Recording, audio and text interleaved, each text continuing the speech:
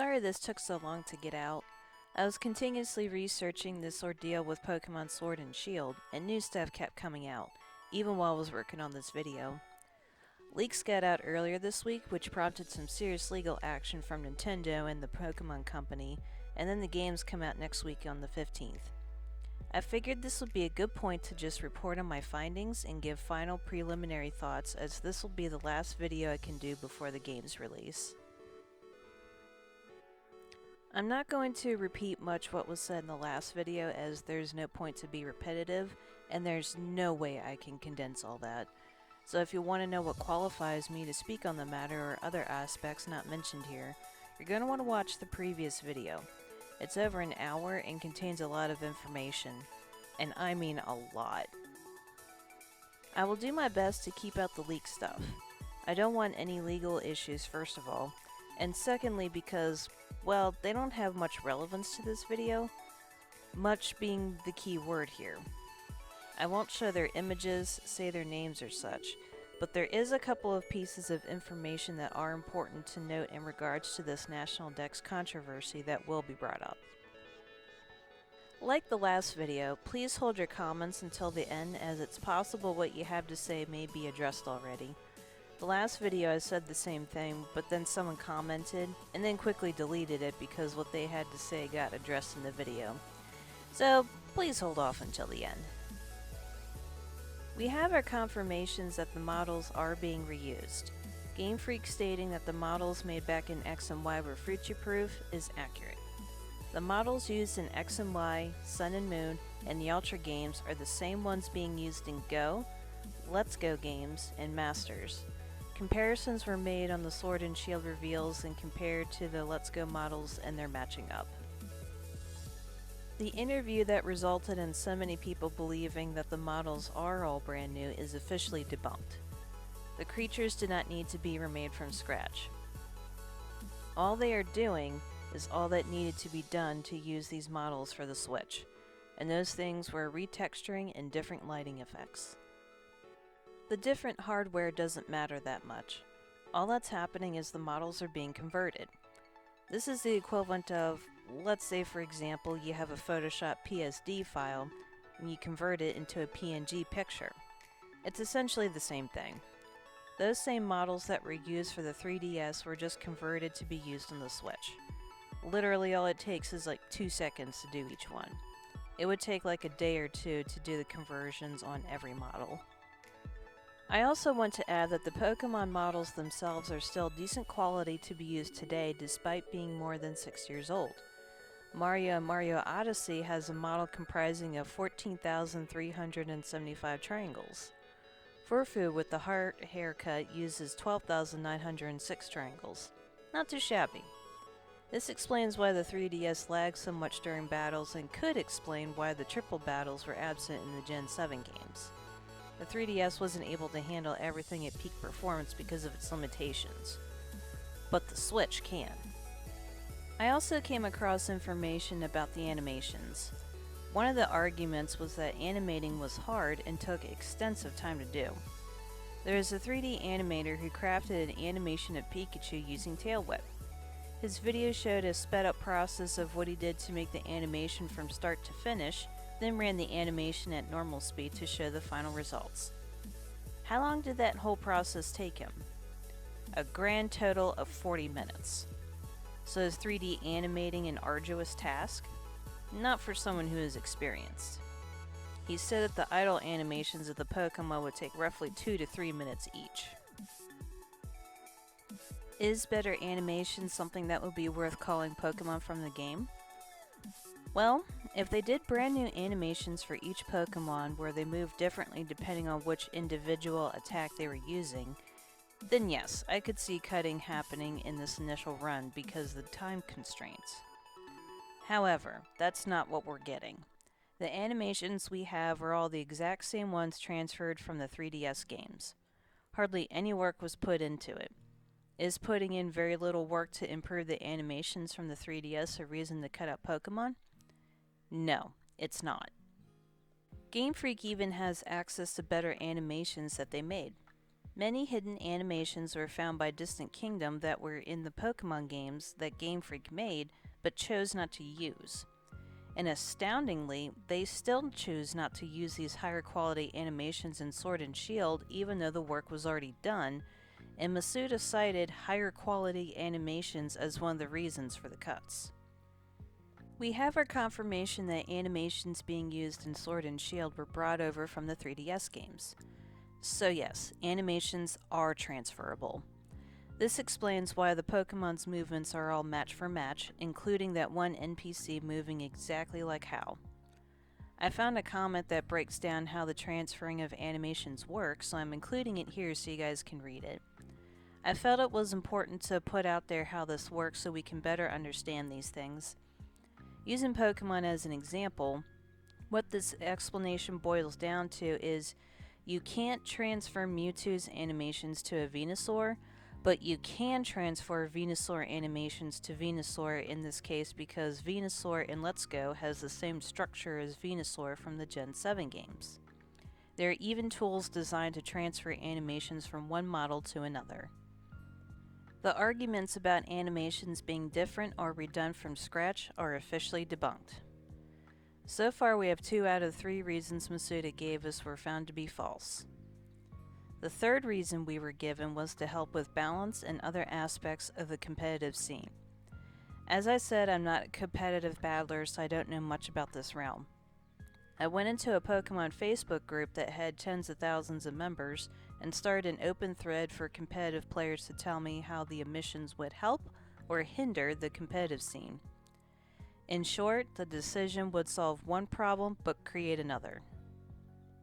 I don't know about anyone else, but one step forward then one step back is not progress to me.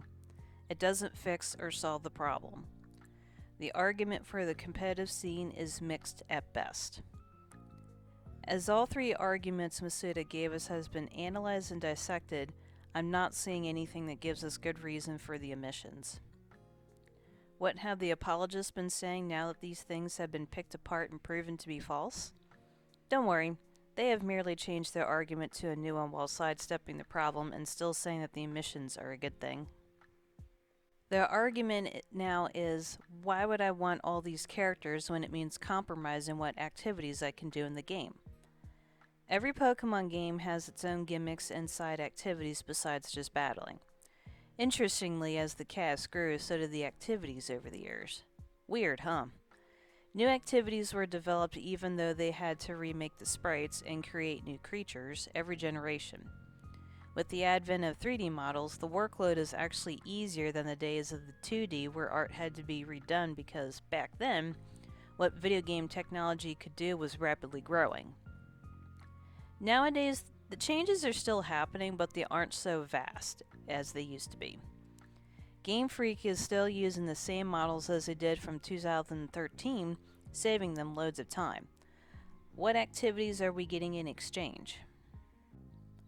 We have Dynamax and Gigantamax to replace Mega Evolutions, and they have G-Max moves to replace Z moves. Camping is just a me and refresh upgraded a little. Pokejobs? Not a whole lot of information is available yet, but it made me think of how you did odd jobs at the hotel in X and Y, and the spelunking in Pokepelago in Sun and Moon.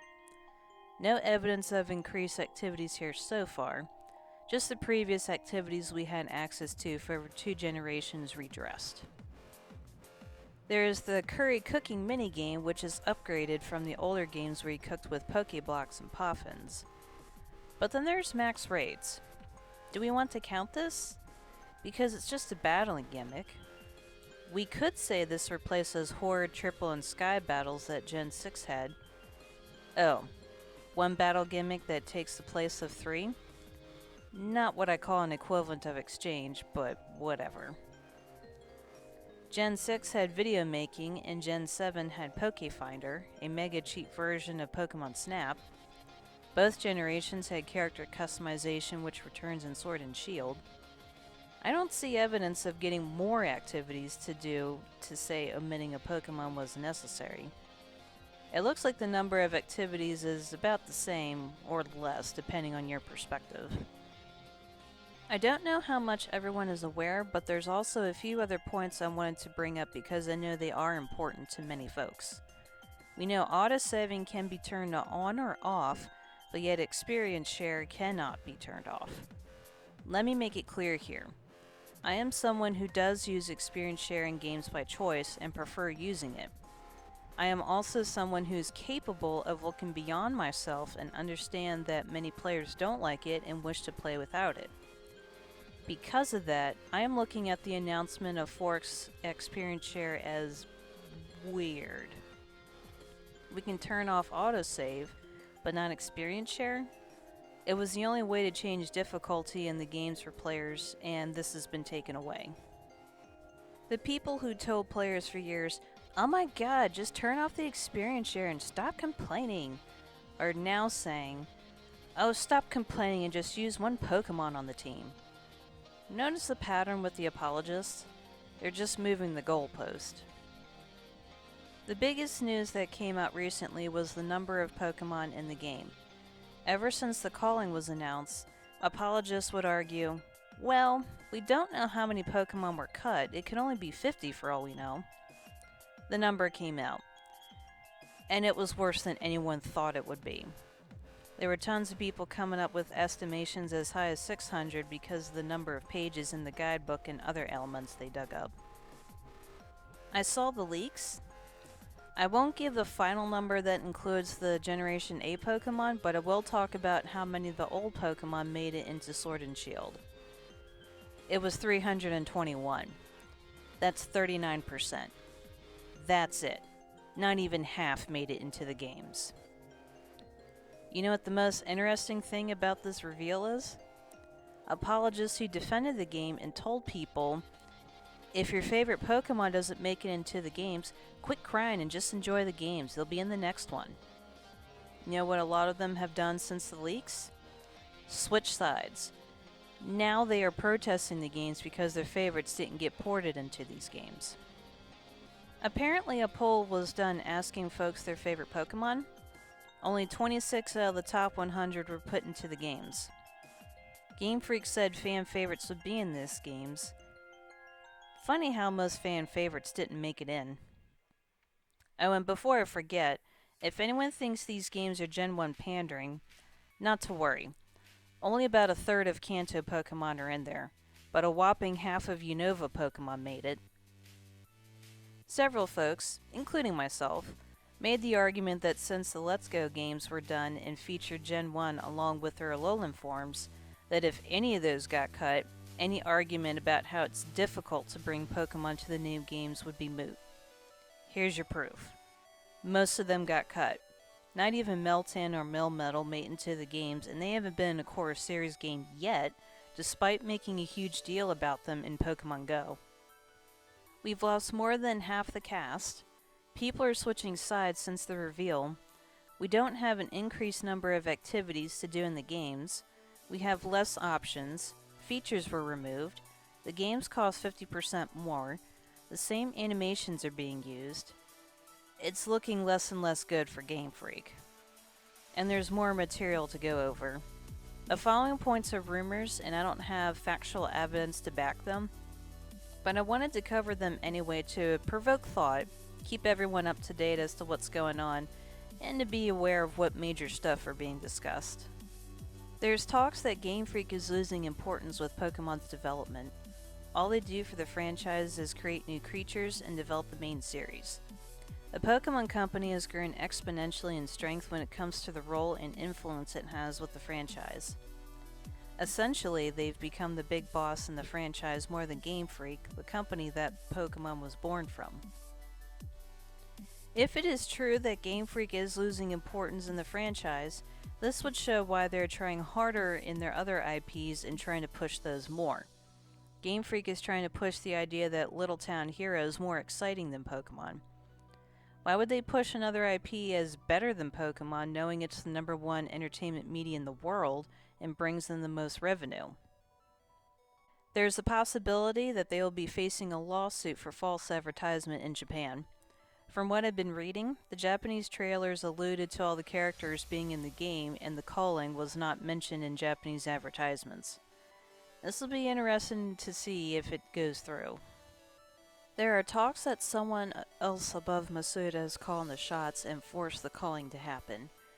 Ishihara being the name that pops up when this theory gets brought up. If this is true, that would explain why Masuda said for years that leaving out any Pokemon wasn't going to be a thing, and then suddenly standing by the decision to omit Pokemon. He even said in an interview that he doesn't regret the decision in the wake of the backlash. You don't have someone flip-flop like this for no reason, so I do feel there is something to this theory. Now, we don't have any evidence and can only speculate on what's really going on, but it does make me wonder what is going on behind the scenes. There is also a possibility that the decision for the omission is a marketing one. A shady marketing ploy, mind you. They could be omitting the Pokemon from Sword and Shield so that the third versions, which will come in pairs I'm sure, will have the full cast and they can go, look, we fixed the problem, give us money. It's to create a fictional problem so that they can fix it and make it look like they're listening to feedback and make themselves look good, and thus increase sales for those third versions. Mind you, this is something yet to be seen, but it's something that's getting traction in discussions. Another item being passed around is there's a theory that Sword and Shield were originally meant to be 3DS games.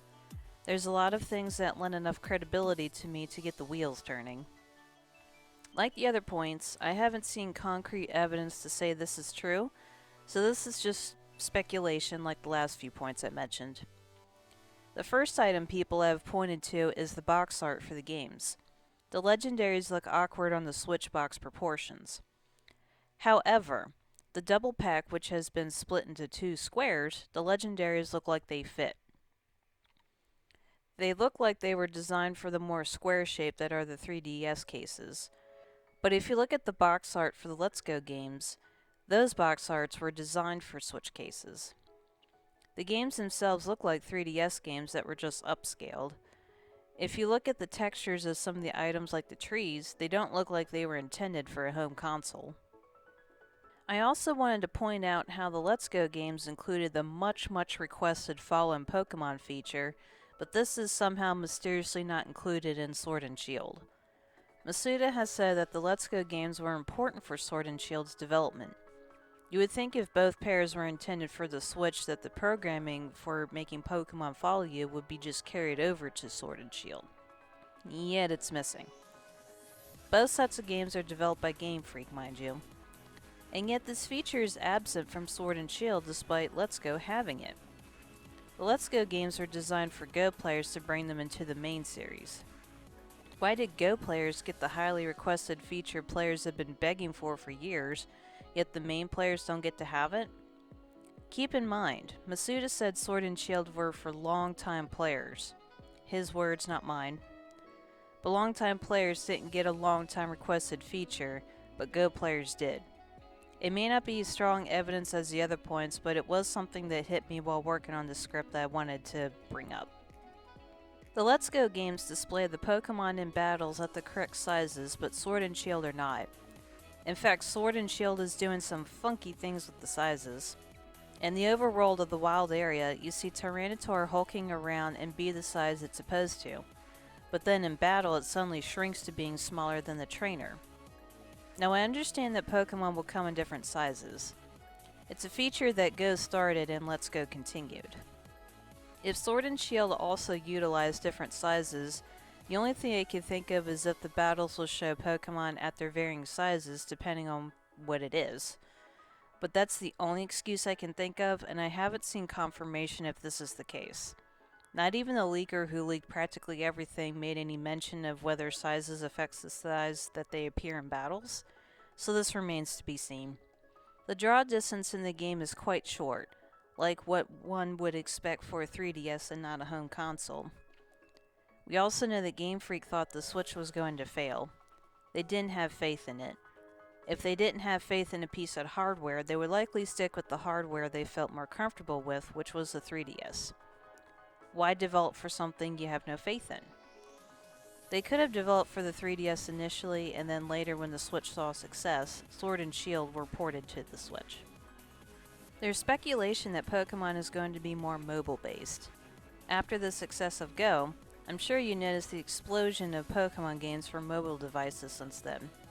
Masters being the most recent, and Home coming out in a few months along with Sleep later on after that.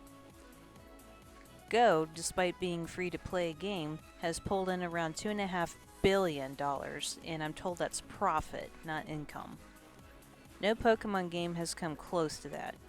I'm sure executives are looking at those numbers and are trying to figure out how to get a slice of that pie. This could be why Home is also going to be mobile usable.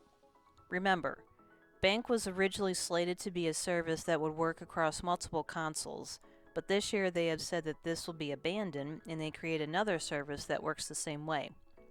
It's just going to be compatible with mobile devices and work with the Switch, making folks pay for two services that do the same thing. I personally am not a fan of Pokemon being mobile heavy as of late, as a side note. This piece is unconfirmed, but it's gaining traction.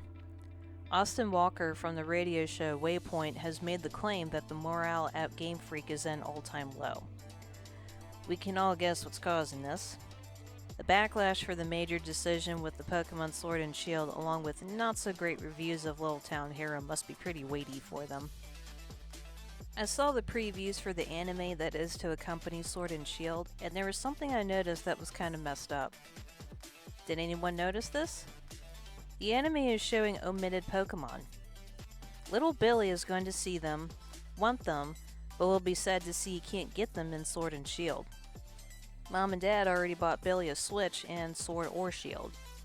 Are they going to be up for shelling out for a 3DS and one of the Ultra games? There's a high chance the answer is no. So the whole thing is a mess. Masuda keeps saying Game Freak doesn't have regrets for a decision to omit Pokemon despite the huge pushback, pre-order cancellations, and how bad the community has gotten. I don't know where things are going to go or what's going to happen, but I'm not looking forward to this rocky journey. Do you have any additional thoughts about the effects of the decisions Game Freak has made with these games? Did your favorite Pokemon make the cut? Are you skipping this generation? What's your theory on why things are going the way they are? Be sure to like and subscribe for more videos. Leave a comment if there's something you'd like to see in the future. Thanks for watching.